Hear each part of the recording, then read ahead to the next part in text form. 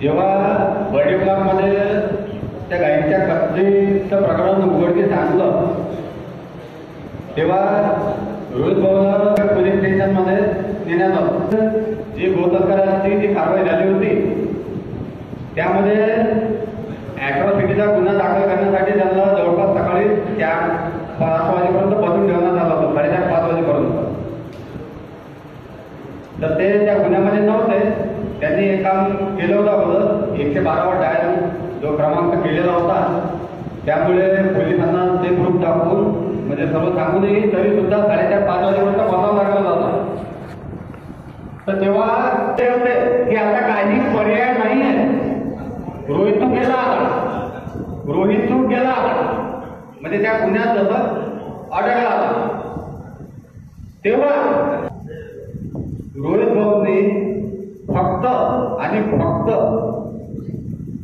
डोळे बंद केले आणि काही क्षणासाठी काका महाराजांची फक्त आठवण केली. हाय सांगताना अंगावर काटे येत आहे माझ्या, काही वळण पडून विषय नाहीये, पण ज्या काही अनुभूत्या राहतात दादा त्या सुद्धा माहिती असावं. या आध्यात्मिक विषयात सार्वजनिक नको करायला, त्याबद्दल माफ करा. पण सद्गुरू परिवाराने सुद्धा इथे बरेचसे जोडलेले आहेत. काका फक्त आता तुम्हीच आहे.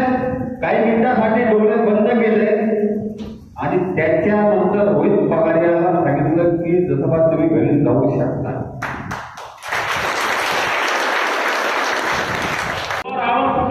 याच्याकरिता हे आपण हिंदुत्वाची सातत्याने भूमिका मांडतो आणि लोकांना एकत्रित करण्याचं कार्य करतो. माझं म्हणणं एवढंच आहे, मी कुणाला दोष देत नाही. दोष आपल्या सगळ्यांमध्ये, दोष बाहेर काढावा आणि सगळ्यांनी एकत्र यावं. जेव्हापर्यंत आपण एकत्र येणार नाही, हा हिंदुत्वाची पताका सगळीकडे जाणार नाही, भगवा ध्वजाची पताका सगळीकडे जाणार नाही.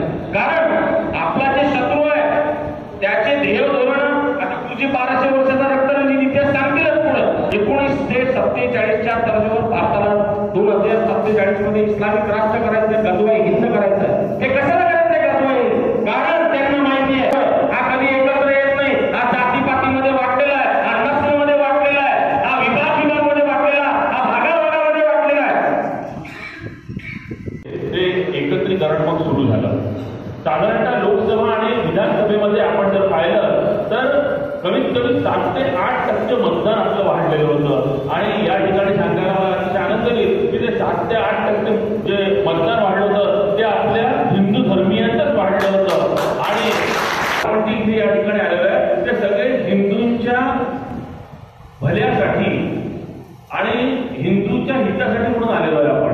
त्याच्यामुळे आपणच आपल्यामध्ये जे दोष आहेत, आपल्यामध्ये ज्या चुका झालेल्या आहेत, या चुकांच्या बाबतीमध्ये, या दोषांच्या बाबतीमध्ये जर आपण एकमेकांशी बोललो तर मला नाही वाटत की ते वावगं ठरणार आहे.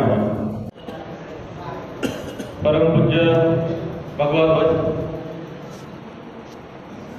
जिच्या कुशीतून स्वराज्याचं मोठं स्वप्न निर्माण झालं ते तुमच्या आमच्या आई राजमाता राष्ट्रमाता जिजाऊ माता आहेत. ज्या व्यक्तीने हे स्वराज्य तुमच्या आमच्या पत्रामध्ये टाकलं ते पुण्यश्लोक छत्रपती श्री शिवाजी महाराज.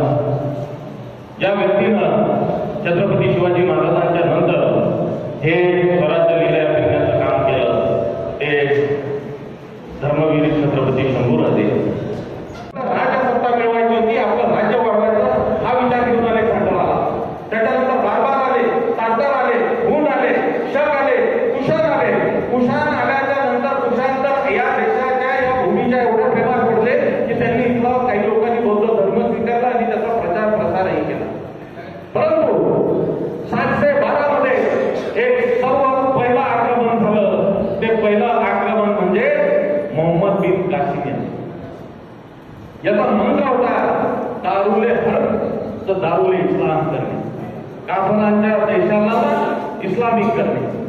आणि तो टोळधाड घेऊन आला. दुर्दैव पहा, आजही तुम्ही आम्ही जर जागे झालो नाही तो उद्या येणारा काळ कसा राहणार आहे हा रक्तरंजित इतिहास पुन्हा तुमच्या आमच्या वाटेला येईल. म्हणून मला इथं उभं राहून बोलावं. ज्यावेळेस हात बदलून त्या वाटतं एक होईल त्यावेळेस येणारा शत्रू कोणीही तुम्हाला घेण्यामध्ये येऊ शकणार नाही किंवा आणून शकणार नाही. छत्रपती शिवाजी महाराजांनी तो वारसा घेतला, राणा प्रतापांचा वारसा.